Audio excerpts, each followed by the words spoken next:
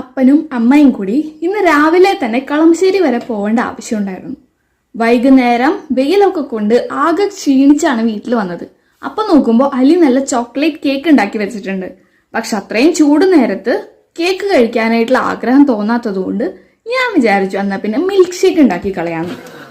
അപ്പൊ നോക്കുമ്പോൾ ബിസ്ക്കറ്റും ഉണ്ട് വീട്ടില്. ഓക്കെ, എന്നാ പിന്നെ മിൽക്ക് ഷേക്കിന്റെ വഴി.